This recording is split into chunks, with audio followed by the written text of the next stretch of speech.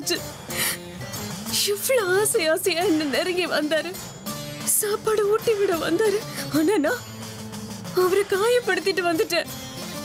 அவர் என்ன காரணம் கேட்டா என்ன சொல்றது?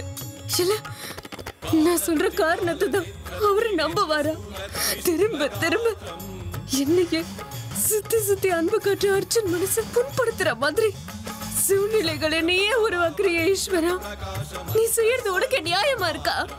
ஒரு பக்கம் இத்தனை நாள என் உயிருக்கு காவல நின்ற என்னுடைய குரு, இன்னொரு பக்கம் என்ன தன்னோட உயிரை விட அதிகமா விரும்புற அர்ஜுன். ரெண்டு பேருக்குமே இந்த நேரத்துல நான் தேவை.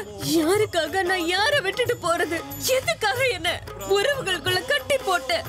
எனக்கு எதுக்கு இதெல்லாம்? ஆண்டவா, நான் இப்ப என்னதான் பண்றது?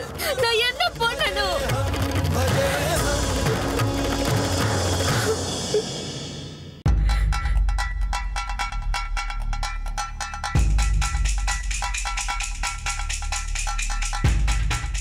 எல்லாம் முடிஞ்சது.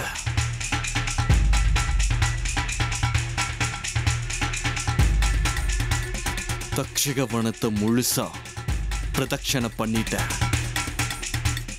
இப்ப நான் முழுமை அடைஞ்சிட்டேன்.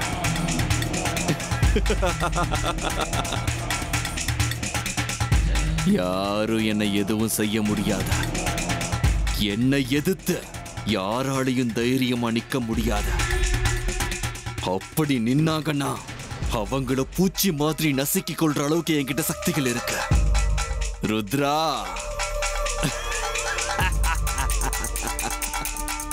இப்ப நான் முதல்ல செய்ய வேண்டிய காரியம் அந்த சந்நியாசிய அந்த பரமேஸ்வரன் கிட்டயே அனுப்பி வைக்கிறதுதான். அவருக்கு இப்ப சக்திகள் இல்லாம இருக்கலாம், ஆனா நாளைக்கு அவரை நம்ப முடியாத